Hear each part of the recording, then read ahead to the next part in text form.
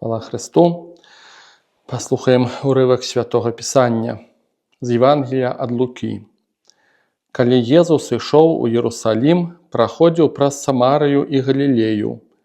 І калі ён уваходзіў у адну вёску, сустрэлі яго 10 пракажоных, якія, стаўшы здалёк, моцным голасам казалі: «Езу, настаўнік, змілуйся над намі». Убачыўшы іх, ён сказаў ім: «Ідзіце, пакажыцеся святарам». А калі адышлі, яны ачысціліся. Адзін з іх, убачыўшы, што быў вылечаны, вярнуўся і моцным голасам праслаўляў Бога. І, упаўшы ніцма да ног ягоных, дзякаваў яму. А быў гэта самаранін. Тады Езус сказаў: «Ці не 10 было ачышчаных? Дзе ж 9? Не знайшлося нікога, хто б вярнуўся праславіць Пана, акрамя гэтага чужынца». І сказаў яму: «Устань, ідзі, вера твая ўратавала цябе». Вельмі цікавы урывак Святога Пісання сёння маем з Євангелія. Цікавы тым, што для мяне гэта урывак статыстыкі. Пан Езус аздараўляе 10 пракажоных. Хто такія пракажоныя? Думаю, што цяжка ў старажытным Ізраілі было б уявіць большай бяды, чым праказу. Па-першае, чалавек паміраў ад этой страшнай хваробы і пакутаваў. Эта хвароба была невылечная. Па-другое, такога чалавека, таксама з нейкай такой сваёй гуманнасці, магчыма, яго выганялі па-за месцы, дзе жывуць людзі, для таго, каб іншыя не заразіліся, каб уратаваць іншых. Гэта была гуманнасць у адносінах, канешне, да іншых. Нейкая форма ратунку, скажам так. І такі чалавек, у прынцыпе, ён жыў абсалютна пазбаўлены грамадства. Некаторыя кажуць, што у Ізраілі, можа, не, але там, дзе жылі пракажоныя, там, больш наш сучасны час, на нейкіх астравах, што там людзі жылі ў грахах, што там ужо, ім ужо не было чаго трымацца, не было чаго губляць. Вось можам сабе ўявіць такога чалавека, абсалютна выкінутага за борт. Жыццём, людзьмі, сям'ёй і, можна сказаць, у нейкай ступені Богам. Таму што ізраільцяне, паводле наказу Маісея, быць пракажоным – это быць нячыстым. Ты не мог удзельнічаць у абрадах, ты не мог складаць ахвяры Богу, прыйсці ў святыню маліцца, ты не мог слухаць закон Маісеяў у сінагогах. Ты выкінуты грамадствам, Богам, жыццём, ты як бы на 100% за бартом. І вось, можам сабе хоць трошку ўявіць, што такія людзі маглі перажываць. І вось людзі з такімі кашмарнымі бедамі, яны 10 пракажоных сустракаюць Хрыста. Яны крычаць: «Господи, памілуй нас». І Христос іх аздараўляе. Цяжка ўявіць хіба што большы цуд, які б мог бы адбыцца вось на тыя часы. Што Гасподзь як бы і пераносна, і даслоўна праз гэтае аздараўленне ён дае ім магчымасць нарадзіцца занава.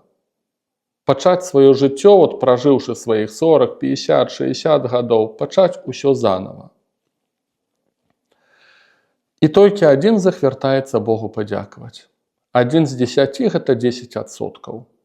Я некалі сам сабе так сказаў, назіраючы за рознымі гісторыямі людзей, колькі цудаў Бог чыніць у жыцці людзей, колькі знакаў, колькі намёкаў. І я зразумеў, што добра, калі 10% яны нешта зразумеюць. Прыняўшы цуда ад Бога, помач Божую, што яны сапраўды нейкія высновы для сябе зробяць. Такія адэкватныя, Божыя. Я зразумеў, на жаль, што так гэта працуе. Таму для мяне это урывак, ён у нейкай ступені, гэта урывак статыстыкі. І вяртаючыся да нашага тэксту. Цікава, паглядзіце, як Гасподзь робіць аздараўленне. Ён кажа: «Ідзіце, пакажыцеся святарам». І Евангелие нам кажа, што калі яны адышлі, яны ачысціліся. Паводле закону Маісея, чалавек мог вярнуцца у нармальнае жыццё, будучы пракажоным, толькі тады, калі дазваляў на гэта святар. Для гэтага трэба было прыйсці, і паказаць, што праказа прайшла. Сам чалавек сам па сабе ён не меў права вярнуцца ў грамадства. Значыцца, калі Хрыстос гаворыць: «Ідзіце, пакажыцеся святарам», гэта яўна намёк, што зараз адбудзецца цуд аздараўлення. Ну бо які сэнс ісці паказвацца святарам, калі ў цябе праказа, а праказа — это твоё цела гніе. Гэта кускі мяса адстаюць ад косці, да, можа, это нейкі від праказа, але так выглядала. І няма сэнсу ісці да святароў, калі ты бачыш, што ты хворы. І гэтыя людзі адышлі.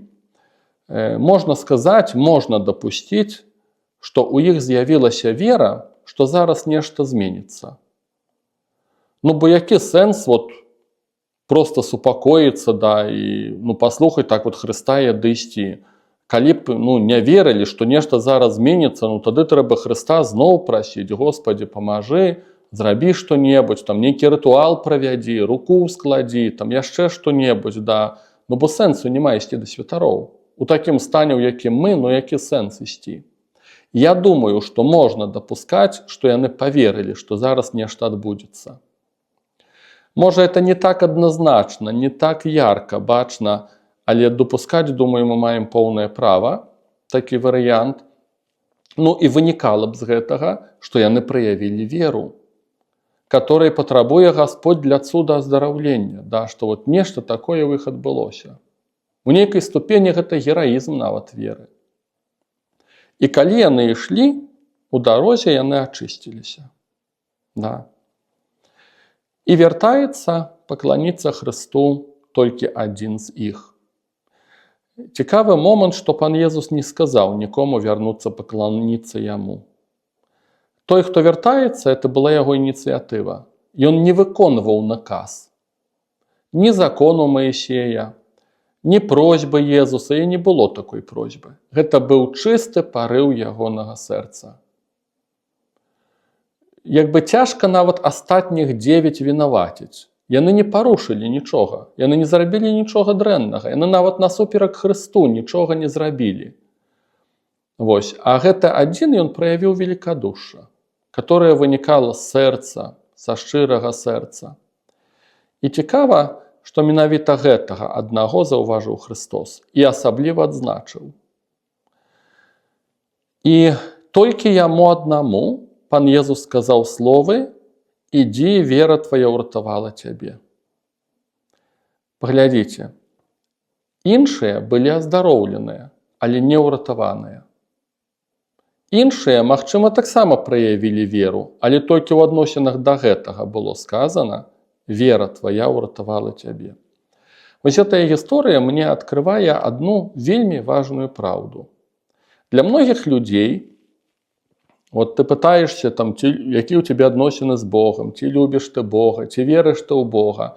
І людзі кажуць: «Да, Бог мне дапамагае.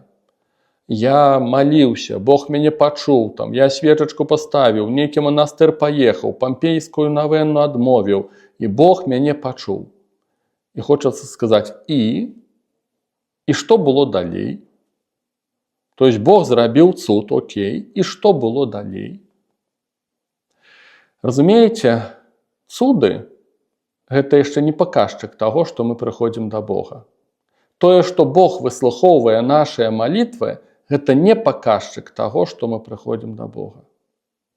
І таму, калі часам людзі ўжываюць цуды, знакі Божыя як аргумент нейкі праўдзівасці, сапраўднасці, хоць бы нават прыватных аб'яўленняў, бо цуды дзеецца. Дык што дзеецца? Галоўнае, ці ў выніку ты прыйшоў да яго як да Господа Пана, ці пакланіўся яму, ці аддаў хвалу Створцы, ці ў цябе нейкія адносіны асабістыя нарадзіліся з тым, хто з'яўляецца месіяй, панам і Богам. Разумееце, цуды, яны з'яўляюцца праяўленнем дабрыні, міласці Божай, але гэта яшчэ не аргумент прававернасці. І нават калі мы дасведчваем цудаў, гэта яшчэ не значыць, што Бог становіцца для нас блізкім. Гэта не тыя самыя тэмы. І вось гэтая гісторыя гэтага адзінага, хто яму ніхто не казаў, ён сам дадумаўся. Ён сам праз гэтую гісторыю адкрыў свайго пана і збаўцу. І толькі яму Гасподзь кажа: вот што цябе ўратавала. Не цуд аздараўлення цябе ўратаваў, не тое, што праказа прайшла, а тое, што ты прыйшоў яму пакланіцца, свайму Богу і пану. І апошняе, Гасподзь кажа, што это быў чужынец, это быў самаранін. Это ўсё адно, як такі вось ён часта гучыць ад матыву Евангелія, як папрок тым, хто лічыць сябе блізкім Бога, самым прававерным, што выконвае ўсе правілы. Сапраўды, так ёсць, я гэта бачыў шмат разоў. Калі тыя людзі, каго ты лічыш не на месцы, неадэкватнымі, неправільнымі, ці гэта будуць зэкі, ці гэта алкаголікі, ці блудніцы, ці гэта людзі рэальна з вуліцы. А апошнім разам я нават здзівіўся, што нават людзі з псіхічнымі хваробамі, яны могуць аказацца бліжэй Господа, чым тыя, хто лічыць сябе самымі прававернымі. Вось гэтыя чужынцы могуць аказацца у той момант, будуць бліжэй Господа, калі яны прыйдуць яму пакланіцца, калі скарацца перад ім як сваім Богам і панам. І дай нам Бог усім такімі вось быць. Лепш аказацца чужынцам, который прыйшоў пакланіцца, чым быць сваім, который ўсё-такі Богу не пакланіўся.